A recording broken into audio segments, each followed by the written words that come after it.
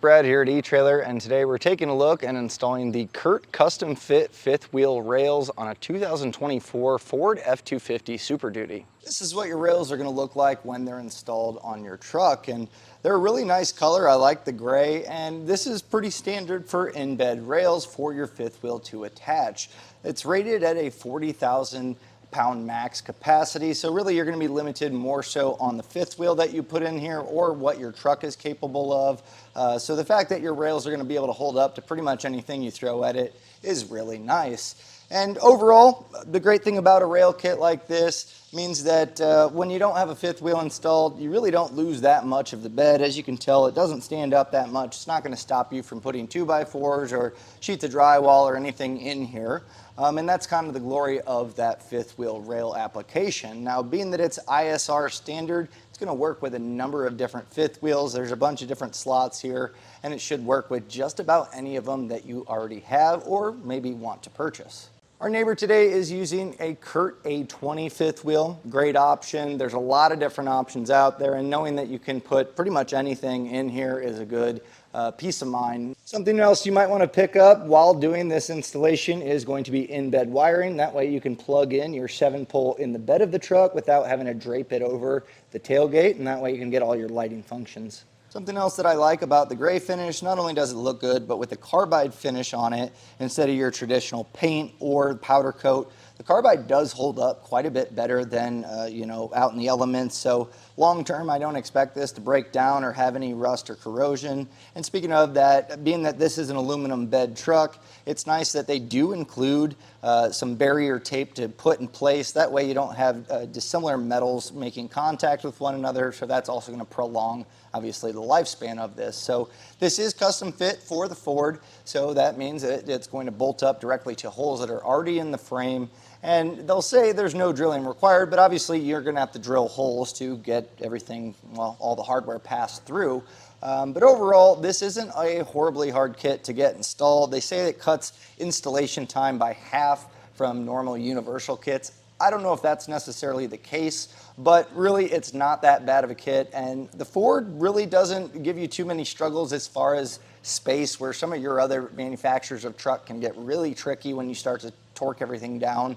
But really there's no surprises with this. And I think that's the great part about the installation. And once you have it installed, you'll be able to get your fifth wheel hooked up and hit the road. So speaking of that installation, let's take a look at that. I'll walk you through all the steps to make sure you get it installed.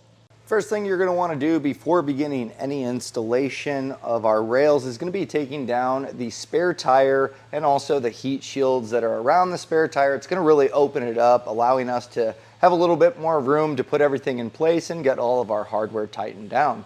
Now, if yours doesn't have a heat shield, then we can move right along, and we're going to grab our side rail and get that in place. If you have fender liners, it's also probably a good time to get those removed, so we'll have a lot more access. And putting the rails in place, you'll see that we have the 2 mounting holes that are going to sit horizontal up against our bed, and the 2 holes, those should go towards the front. And we're also going to have these flanges kind of go towards the outside. So as we put this in place, grab 2 of the large hex bolts and flat washers from the kit. And depending on the year of your truck, this is a 2024, we're going to be using one of the holes that's going to be a little bit different. So normally on the older ones, you'll use the forward hole, but on this one, so use the middle hole, pass the bolt with the flat washer through, do the same on the rear hole. So once you get your bolts passed through, you can go ahead and get the other side set up in the same fashion, and then we'll head underneath with our serrated flange nuts to get those loosely put in place. On the passenger side, it's going to be a little bit different, but we will still have those 2 holes on the horizontal plate going towards the front of the truck. And as we put this up, we'll just get the holes aligned.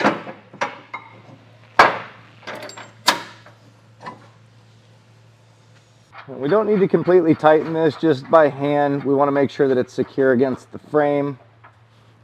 So go ahead and get all of those serrated flange nuts on the 4 bolts you pass through.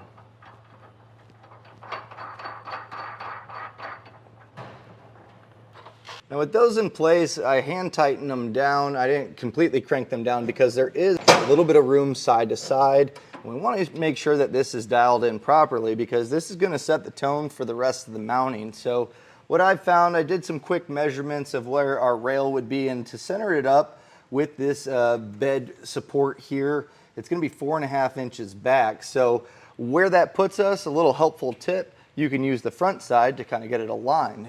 We'll be using the front side of our side bracket to get it aligned. You'll see right now I have a finger width in between the bed support end, just that little flashing there. So I'm going to move this forward to where that is pushed up against there, and that's going to be something that we'll use as our reference on both sides.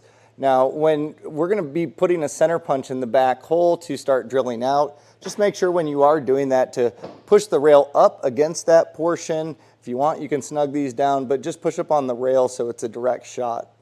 So with our rails put in position, I'm going to push up, and with the center punch, mark the center location. Now, I understand that using the center punch is a good way to see where it's going to align up, and that's really what we're trying to do. But this is a brand new truck, and even with our hole punches, I wasn't really able to see the dimple that it created. Also, if you have a spray and liner, or if you've used your bed at all and there's dimples or pits here and there, it's going to be next to impossible to really determine exactly where it's at. So I am going to use a small drill bit to create a small pilot hole where we used our center punch, and that's going to give us that visual cue to get our rail aligned. Now with those pilot holes drilled, now is a good time to grab our rear rail. They're going to be the same, but we'll put this in place.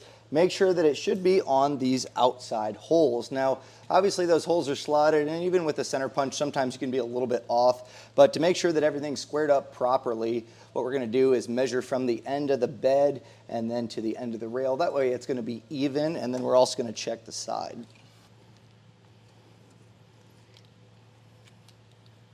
I found that just measuring from the end, we're coming right at 29 3/4 on ours. Now yours may be different depending on your bed length, but just making sure that it's even across the board. And I'm using a chalk marker.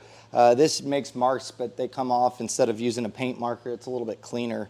But making sure those holes are pretty well aligned is going to be the first step. The second thing we want to do is measure side to side. So same thing, just using the wheel well as a reference. I got 3 3/4 on this side, and on this one it's about 3 7/8. So I'm going to bump this over, get those evened out.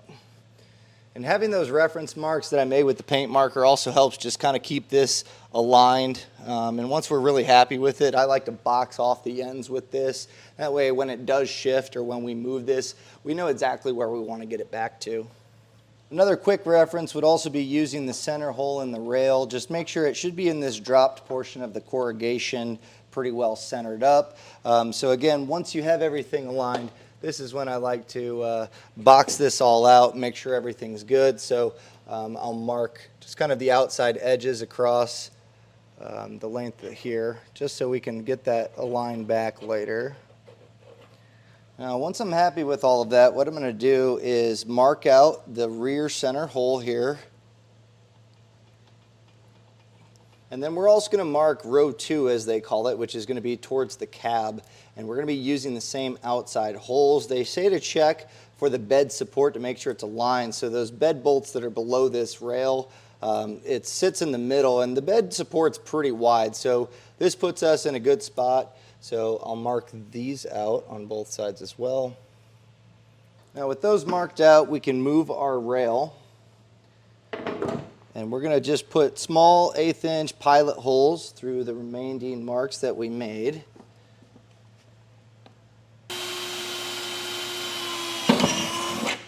Since we have everything lined up where we need to have it, they do say to take the side rails out, and I would imagine that's so your drill bit doesn't make contact, but based on where we drilled, it should be centered up. I'm going to leave mine in place. I don't think it's going to cause any issues. And we're just going to go back to each of these holes and enlarge them with a 9/16 drill bit. And something I'd recommend is grab one of the carriage bolts from the kit to have handy, and that way when you drill it, you can make sure that that passes through nice and cleanly, and then we'll come back, get some of these burrs knocked down, and clean it up.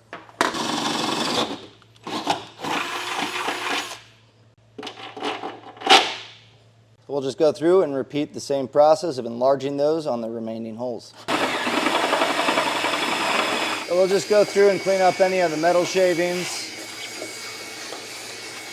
Before we go any further and get everything mounted up, we do need to put our barriers that we have. These are going to be just stickers that go onto the rails, also anywhere where hardware is going to make contact with the bed.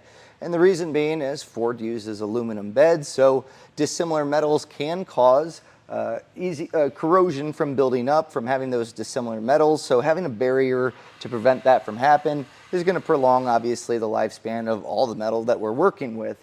So we do have them for each of the rails and each side, and then we also have these ones for when we put our hardware in place. So let's get the rails at least covered for now.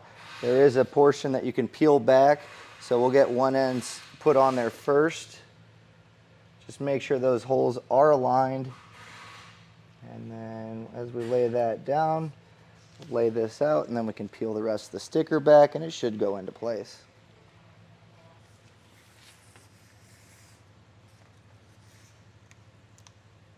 Now we're going to focus on row 1, so those furthest back holes, and as I mentioned, we have these decals as well. So we don't want any of that metal to touch our aluminum, so we'll just take these and get those pretty well aligned with the hole.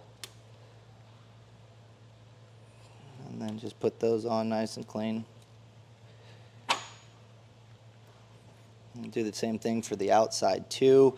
And I'm going to also just go ahead and do those on the remaining holes, because we know we need to put these in place, so might as well get them all knocked out.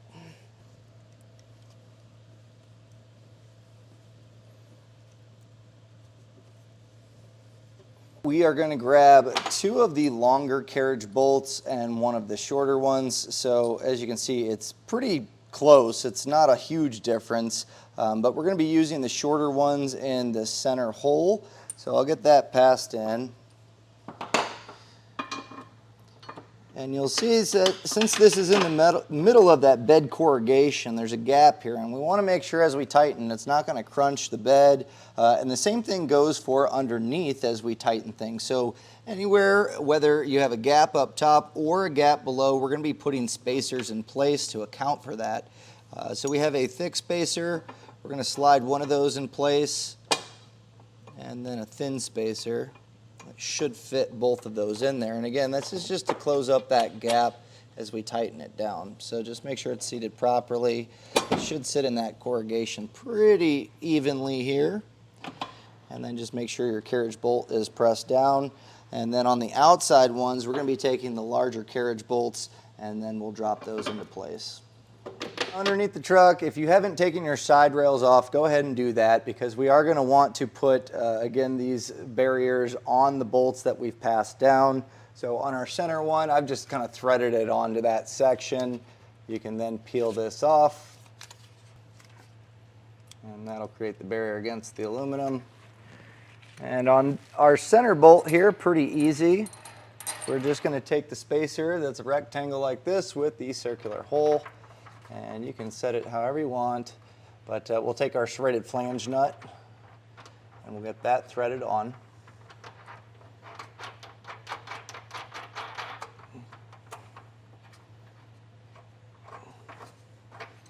We'll then put the barrier tape on the outside bolts that we have passed down, doing the same process as we just did on here. And it does seem easier to thread on the sticker a little bit further in than peeling off and trying to feed it over the bolt. Whatever works here to get that against the metal. So I might just press this up for now, get it flush, and then I can push that carriage bolt back down. Put our side brackets back in place. And just like we did up top, we want to make sure that as we tighten down our hardware, that our bolts aren't going to crush the bed against the brackets. So we have the combination of spacers just as we had before.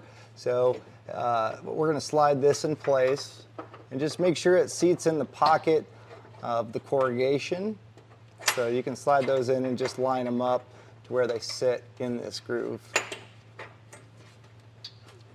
And then with those in place, we'll then take our spacer block that we have that's a rectangle with the square hole. We'll thread that or place that on the bottom of the bracket, and then we're going to finish it up with a serrated flange nut. So we'll repeat the same process on the other side.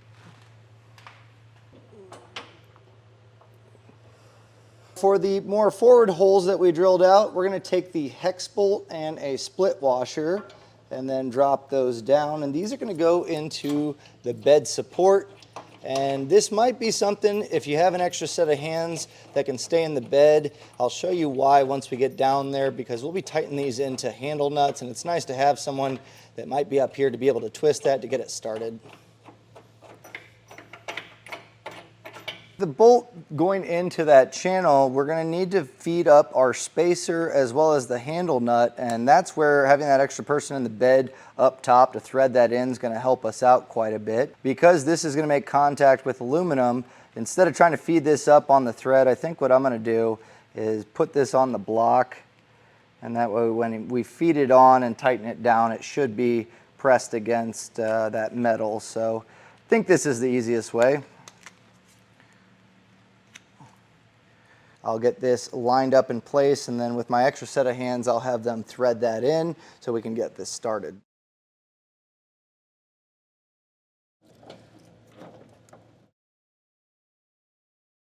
What I found to be the best method is put two bends. That way you can get this drawn up over this lip but still have a handle on it. And I taped the block around the handle nut, and that way it's all one piece, just to line up the holes, and then just make sure it's, obviously you got a cut through that tape there. And from there, I had my assistant just tighten up from the top side, and once it got started, that's good to go. So at this point, we have all of our hardware loosely in place, and at this point, we're going to want to grab our fifth wheel base and our other rail so we can determine exactly where that needs to go. So we have our base, and I dropped that into our rear rail, and now I'm going to just raise this up and then take our front rail. You should already have those galvanized stickers on there. And then we're going to get this aligned to where we can drop those in.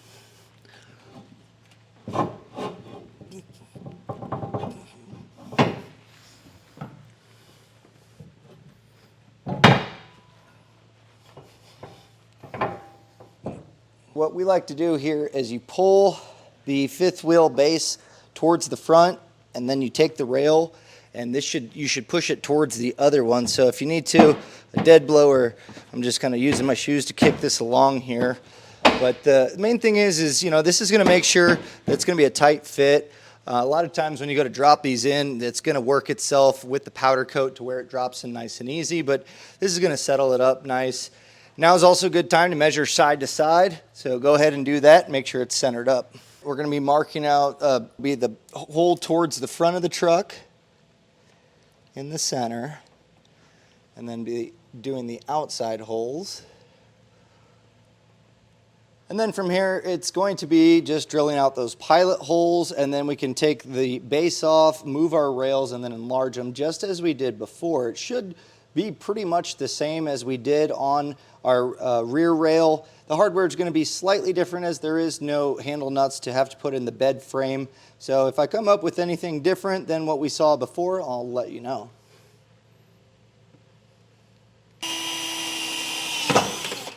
Now I have my carriage bolts in, and just to keep everything from shifting, I'm just going to put the fifth wheel base back in place, and then we're going to go underneath. And just as before, just remember the spacers and all the stickers. If you are short on stickers, I've come up with a little bit of a solution. Once we put our spacers between the bracket and the frame or the bed of the vehicle, what we can do is just take one of these, cut it in half, and then just notch it out the same diameter here as our spacer block. And that way, when we put this up, it'll still be covered against the aluminum. It also makes it a little bit easier than having to thread this over that bolt. So that's how I'm going to go about it, and then we should be good to go. So we'll go ahead and get all the rest of our hardware in place.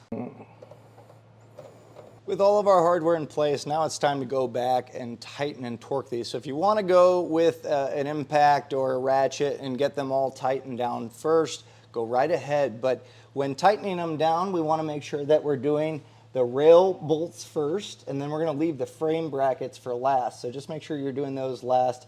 Also, the torque setting is going to change, and something else to consider is those hex bolts from up top. Make sure you're torquing those down. So we'll go through, and get these all tightened and torqued. Ready?